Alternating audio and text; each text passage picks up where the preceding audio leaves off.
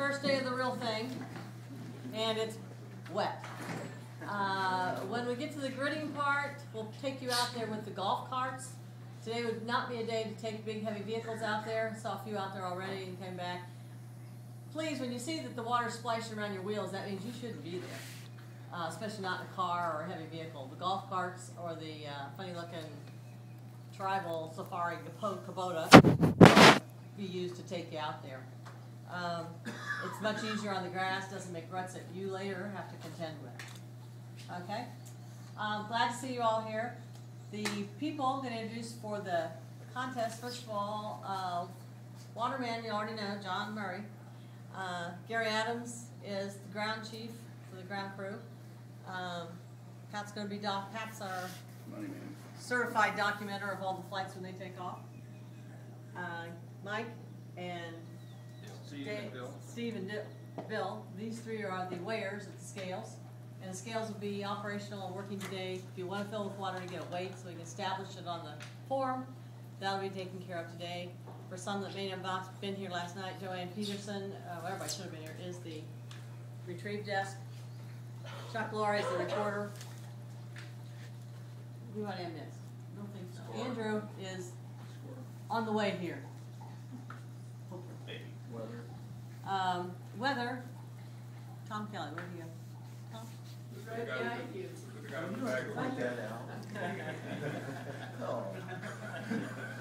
Okay, each day at the Nationals I have some people introduce themselves, and when you get up to introduce yourself as the pilot, I want you to tell us something we don't know about you. Don't tell me you can fly a Ventus and you're here for it. We know that. We want to know something we don't already know. So 9-8, you're on call. You get to introduce yourself. Barely finished breakfast. Hi, Pete Alexander from San Jose, California.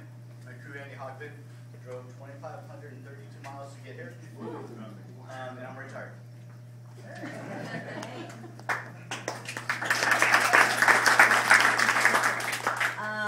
Oscar Sierra, Dave Cookie. Dave Cookie, Oscar Sierra. I'm flying at ASW 20, and I live 10 miles from here, and I am also retired, semi. We know that. We can do better than that. Make them do what we can. Leave that Thanks.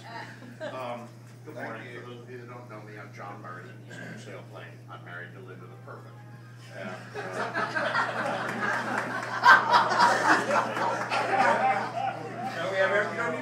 Now that we've established that, I think that's adequate. Tell us something we don't know. You asked. Okay. Billy, maybe tomorrow. Everybody, I think, has grid sheets. They go as far as my mind could take last night. And safety talk. We had a guy come in, to be nameless, with smoking wheels on his trailer. Not just wheels on his trailer, but smoking wheels. He had the ground effects and all the acrobatic effects. John, you want to do safety talk on trailer brakes? Now. Yeah. Yes, dear. I think most of you guys have heard the, actually I want to divide it into two sections. One is the trailer, in that Jay Walker is the miscreant today, but I mean this one, the new part is melting your hubcaps. You know, if you think about it, this so that they're serious. What he did, or think about the little wire that comes on your trailer that is supposed to actuate the brakes when the trailer falls off the hitch, because we all have safety chains, and so it's very likely that you're never going to actuate the brakes with the wire thingy because the trailer isn't going to get far enough from your, from the vehicle to actuate it, and you don't need that to happen if you have big, with chains anyway. The point is, most of you think, well, the Germans put it on, so I'm going to continue to use it. And all that he did was made a real sharp turn. That short wire actuated the brake lever, and that's how that's how his smoke brakes happen. So the brakes really do either going through a pothole or going through a in this case a sharp turn. there's a bunch of ways that the brakes get on, and probably 2 or 3 people every year find a new way, either forgetting it or some way where they just plain go on. If you wrap a piece of shock cord around the brake handle so that it cannot go up, this is going to preclude this, because Jay was incredibly lucky that he was here when it happened. Otherwise, picture yourself going to California, you're in Kansas. By the time you call any of the glider supply places to get these parts that are unavailable anywhere else, it's going to be Monday, maybe Tuesday before you get it, and your entire contest is gone. You just turn around and drive home. So preventing this is really a big deal. Because I didn't know I was talking, if anybody wants to see, it's very interesting that the heat of the brakes changes the metallurgy in the brake drum. So be aware that the factory does not allow you to press more bearings into the brake drum, which is what everybody wants to do. You smoke the bearing, replace the bearing. And his, on the right side, it frankly looked like, hey, why don't we just pull this bearing, put a new one in, life will be good. And I'm giving him the lecture on metallurgical change, blah, blah, blah. And the second side, on the left side, it came off, and about 1/3 of the brake drum has crystallized and fallen off. The entire area, swept area where the brake shoes hit, is missing. So it's a great, and I'm going to use that as a show and tell. And if anybody would like to see this, it's over in my RV.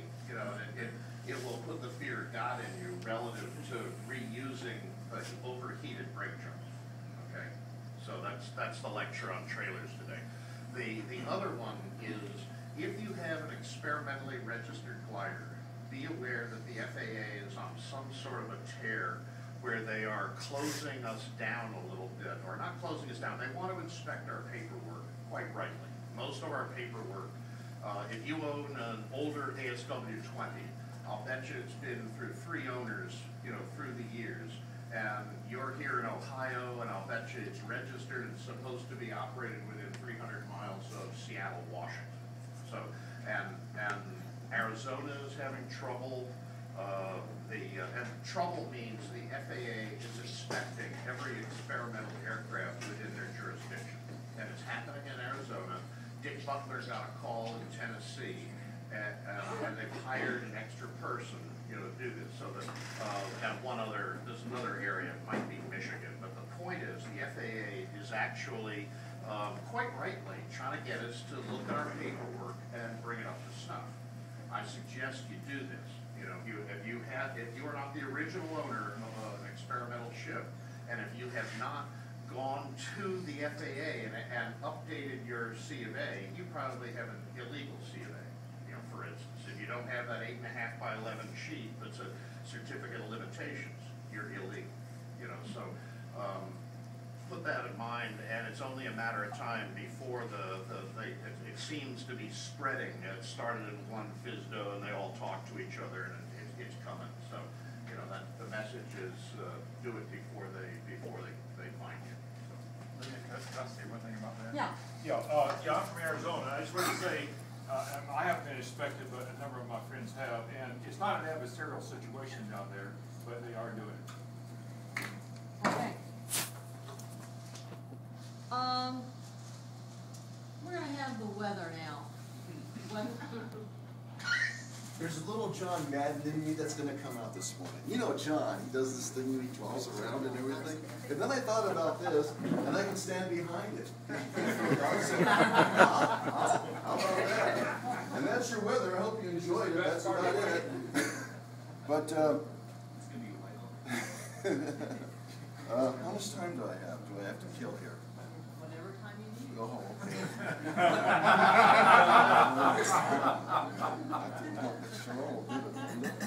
Okay. So we're going to draw a line down here. We're going to draw a line down here. Yes, they are straight. You aren't all wrong still.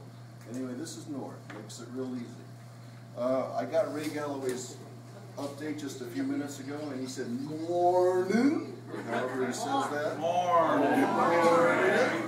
And his note for the day was, it's a little bit